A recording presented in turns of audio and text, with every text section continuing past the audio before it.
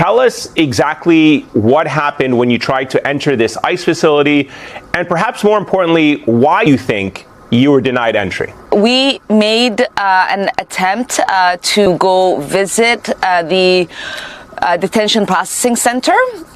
We were initially met, escorted in. We were given a start of a tour, and then abruptly stopped and told that because of the big beautiful bill, we could no longer continue our tour of the facility, which again didn't make any sense. Congresswoman Angie Craig and Kelly Morrison and myself brought a copy of that court case that you just referenced.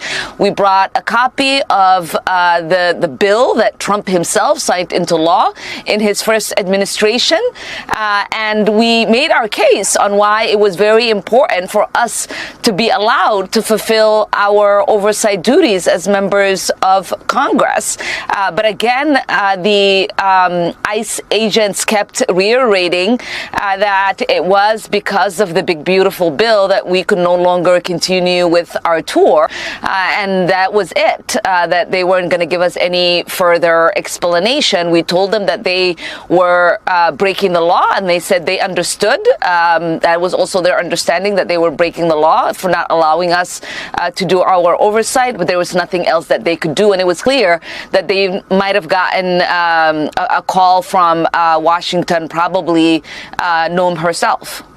Congresswoman, we just received a statement from DHS about cases like yours where you were barred from visiting an ICE facility. They said, in part, a previous court order stated that funding appropriated to DHS by Congress cannot be used to prevent members of Congress from entering facilities. However, the court also ruled that funding derived from the One Big Beautiful Bill Act is exempt from this limitation.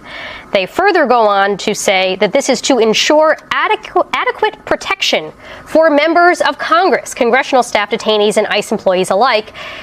Unannounced visits require pulling ICE officers from their normal duties, and they go on. Do you think you would have been unsafe if you had continued your tour of this facility, as this statement seems to suggest that you would have been inadequately protected if they had not been because they had not been given sufficient time to prepare for your visit? Absolutely not. That is the most BS statement I have ever heard from DHS. And there are a lot of BS statements from DHS I've heard over the tenure of the Trump administration. When we were let into the building, it was no different than when I visited back in January to have a meeting with DHS officials. There was no need to have anyone guarding us. There was no need to have anyone with weapons with us. It was a casual visit inside the building, and we could have been allowed to fully complete our oversight duties. Like I said, it was very fascinating to us that in the middle of that visit, that they did get that phone call, that we were immediately told that we had to go upstairs, and that the explanation on why our tour was abruptly ending would come after we went upstairs. So if it had to do with any sort of security problems, we would have been rushed with some armed guards or any of those kind of things that you normally see. But no, we quietly walked, and we were asked if we wanted coffee. So this had nothing to do with safety or worry for ICE agents or for ourselves. Congresswoman, in the brief time that you were there in the facility with your fellow congressional members from Minnesota, what did you see and observe about how the detainees were being treated? We weren't really able to see the treatment of the detainees. We were able to get a glimpse of what the facility looked like. We were able to see a holding area with about maybe 20 people. Almost all of them were men of either Hispanic or Latino background. They pointed to a place that looked like a shower area. I opened the door. It didn't have a shower head. They pointed to an area where people were supposed to change. It said changing station. It didn't have a lock. I asked about hygiene. They told us they hold people for about 12 hours, so there wasn't a hygiene process, which was very alarming. I know that Representative Kelly Morrison, who is a physician herself, asked about any health care that might be provided. Again, we were told, the longest they hold people for was 12 hours, so they weren't sure whether that was available. And we were also informed that there were 2 flights that were taking off with detainees to other detention centers throughout the United States as well. So, Congresswoman, I understand you weren't able to get into the detention center and actually conduct your full oversight responsibilities there. But I'm curious, you have spent time out on the streets. You've seen the protests, of course, that have fanned out across the entire city.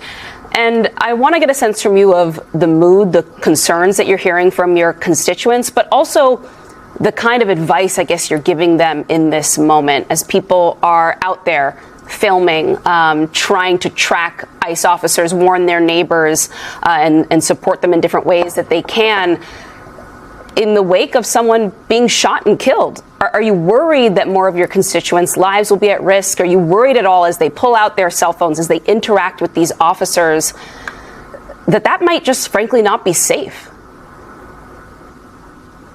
We had about 100,000 folks protesting yesterday out in the street. It started at a park and ended where Reese Good was shot and killed. We are seeing just the outpouring of love for neighbor in Minneapolis and across Minnesota and across the country. People understand that these times are very dangerous. They're dark, they're chaotic, they're very confusing. They know that our democracy, our Constitution is being challenged. What they do know is that they have to be out there. They have to be documenting. They have to be looking for accountability. I was just in Minneapolis, and what we saw was cars being abandoned in gas stations because ICE just snatched people. We saw in downtown Minneapolis a car that was just rolling, still missing a driver because ICE took that driver without turning the car off. And so people understand that it is their neighbors that are being disappeared, and we know that ICE is not cooperating with us. DHS is not cooperating and trying to get information. We still don't have a list of the people that they have detained, how long they have detained them, why they have detained them. So it is becoming even more and more important for the public to be out there, to be documenting, because we are seeing people being disappeared in our streets. Congresswoman, I'll give you the opportunity right now. Do you condemn all violence on ICE agents? I mean, I would say this man has to look into the mirror. He has to look into the administration that he serves. These are people who are calling this mother of three a domestic terrorist. They are saying people are out there, committing terror. And it is unconscionable the way in which they are describing the American public against law enforcement that are trained to protect and serve them. And I'm at a loss of words to hear him say what he just said. But yes or no, you do condemn violence on any ICE agents? Of course, we all condemn any violence, whether it's on ICE agents or the public. Congresswoman, what do you think is fundamentally leading to violence, leading to what we saw happen to Renee Good? Because it's been interesting from afar to see the dynamics there on the ground. There's several parts of sort of the federal immigration apparatus. There are ICE officers, of course, who are there, but Border Patrol is also on the ground in Minneapolis. I think the closest border for Minneapolis would be about a 7-hour drive away to Canada, I think. So not typically where Border Patrol officers would usually be. And we had John Sandweg, who led ICE for a period of time under the Obama administration yesterday, and he argued that part of the reason why we're seeing these intense, violent clashes and unrest is because Border Patrol is moving into parts of the country and bringing with it militarized gear and processes that are very different from what immigration enforcement used to look like in the interior. And I guess as you would assess what's happening there on the ground, what do you think are the factors that brought us to this point? I mean, federal law enforcement is being sent as an occupying force into Minneapolis. There is no other way to explain having 2,000 and soon over 3,000 ICE and Border Patrol agents into our city. As you've alluded, there has been many a times in many administrations where they have carried out, immigration necessary raids where they have looked for people who have had deportation orders or removal orders, as they're called. They know where they are. Oftentimes they know if they don't have an address for them, they know where their relatives are. If there is a certain business where they have observed, they go in and they provide that raid. There is no reason to be roaming the streets, stopping people, stopping cars, trying to go door by door in a neighborhood as they were doing on that fateful Wednesday when they did kill someone. There is no strategy. There is no way to explain what this surge is supposed to accomplish. To this day, I don't know any criminal that they have uncovered that they would not have been able to find with the normal path that they normally would pursue any of those criminals that were ready to be deported out of this country. This is to create fear, is to terrorize our communities. It is to tell us that we are powerless, and it is dangerous because the American people are used to knowing their constitutional rights. The American people know that ICE agents and border control agents have no jurisdiction over them in our urban cities. They know that they're only supposed to interact with them if they're crossing a border or if they are doing something that relates to immigration and customs. So this doesn't make any sense. And what this administration is looking for is for there to be deadly encounters so that they can revoke the Insurrection Act and have martial law. And it is a dangerous escalation that they're looking for. And Minneapolis residents are not going to give them that. We're not going to take the bait.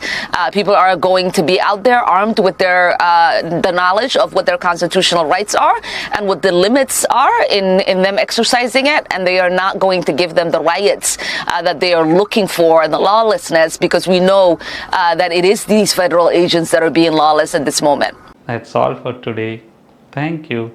If you want global news to keep you up to date on any new developments, please subscribe our channel and forward our content with your friends on social media and email. Thank you very much for keep supporting me. Stay safe, be blessed. Namaste. Thank you, God bless you, and God bless America.